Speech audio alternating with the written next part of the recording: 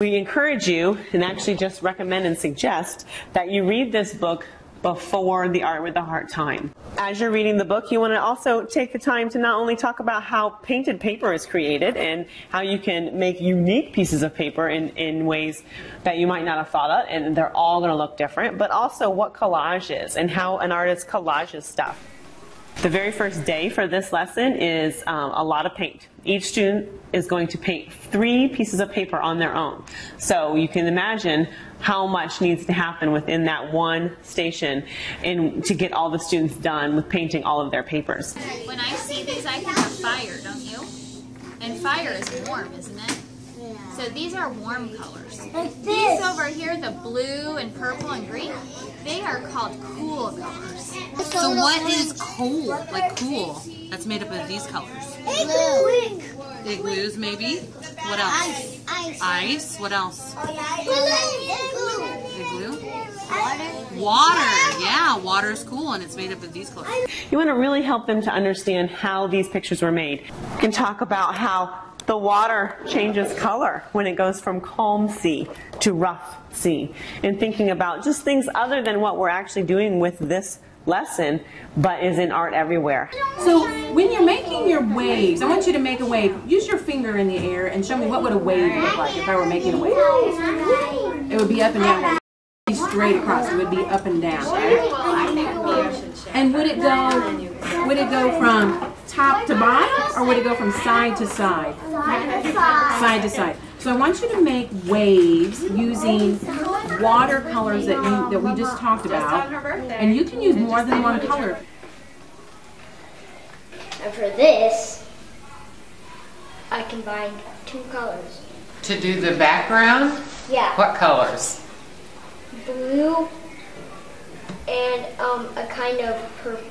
Okay. And I brushed them together, and this is what it made, and I gave it some texture.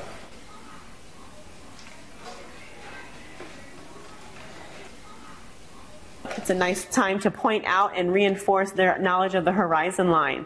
Almost every paper has a very clear horizon line, and the students will be eager to point that out to you if you ask them. Helping them to recognize the horizon line, not just in their letter books and some of their other art, but also around the world and in other images. This is the tricky part. We have to do our horizon line, okay? And I want you to understand, we have to make it look like it's standing in the grass. So, you're going to start at your mushroom, and you're going to draw a line all the way to the edge of your page. Okay? Is that tricky? Oh, good. Then you're going to start on this side of your mushroom, and you're going to draw to the side of your page. Here to here. Maybe put some things like color. Well, you can use white, and you put white in the pink. Did you do your horizon line right here?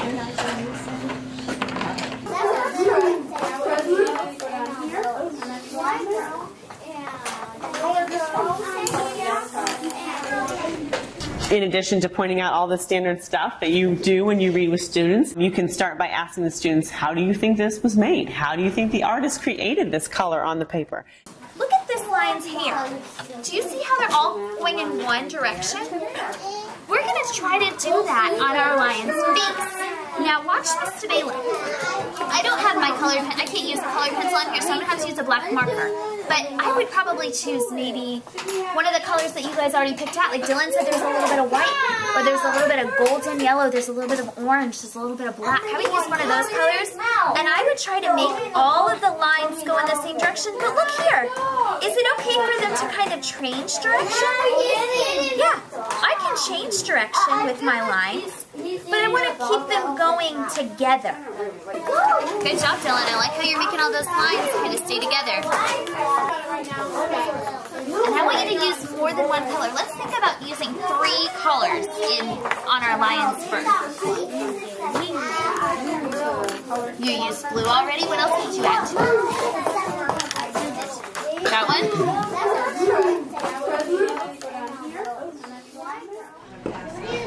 What color?